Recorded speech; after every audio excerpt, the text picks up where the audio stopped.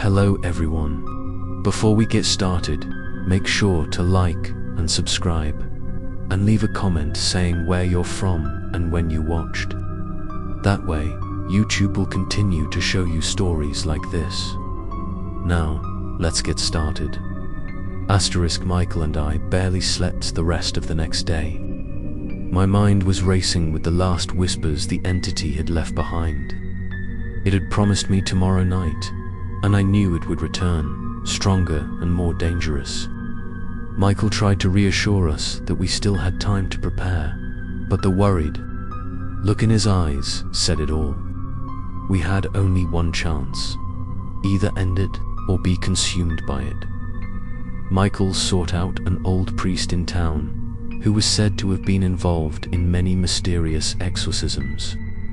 Although he was hesitant at first, his face paled as we told him about the fake voice, the hollow tree, and the glowing eyes. He confirmed that what we were dealing with was an ancient entity called the Mimic. It existed by tricking, imitating familiar voices to lure people's souls and energies. Once it has been pulled out of its safe circle, the victim will disappear. Forever, the priest gave Michael a small cross, some holy water, and a more powerful prayer, telling us to use it only when the time was right.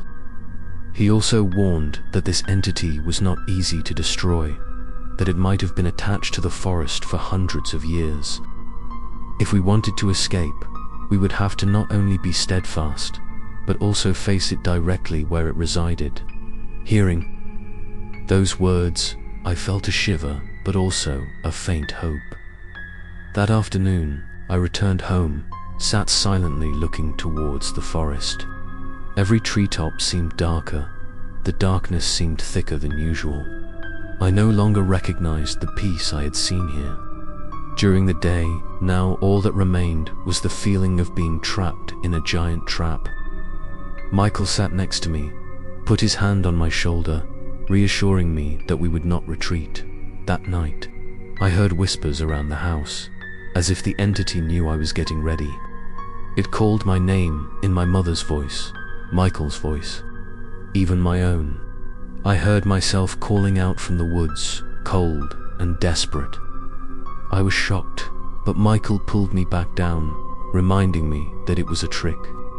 I clenched my teeth, telling myself not to move. As midnight approached, the atmosphere in the house changed abruptly. The temperature dropped, the candle swayed as if it was about to go out, and the knocking sounded again. This time it was no longer slow, but urgent, strong, as if it wanted to break the wooden door. Michael and I stood up, weapons in hand. The voice rang out. This time it was my mother's, screaming in despair, begging me to open the door. I closed, my eyes, tears welling up, my heart aching as if cut by a knife. Michael shouted the prayer in his hand, and immediately the knocking stopped. But instead, a series of eerie laughter echoed throughout the house. Darkness seemed to spread from the corners of the walls, swallowing the light. I saw long, winding shadows crawling across the floor, creeping close to my feet. I shivered, but Michael pulled me into the salt circle he had prepared. We stood there, like two desperate people waiting for the ghostly storm to sweep through. The shadowy figure appeared again, this time right inside the living room.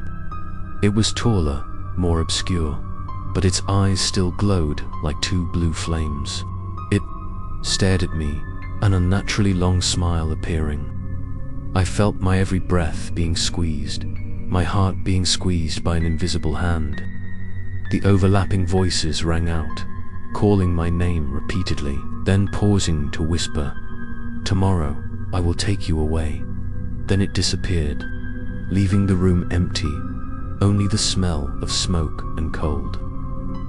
I fell to my knees, my whole body limp, tears mingling with sweat. Michael helped me up, his eyes blazing. "We have to end it. Tomorrow night, at the tree. It will be the last time." I nodded, filled with fear but also knowing there was no way back. If I didn't face it, I would lose everything. And perhaps, not only me, but others would also become the next victims of the copycat. Stay tuned for the next episode to see what happens on that decisive night at the tree, where life and death are separated by a thin line.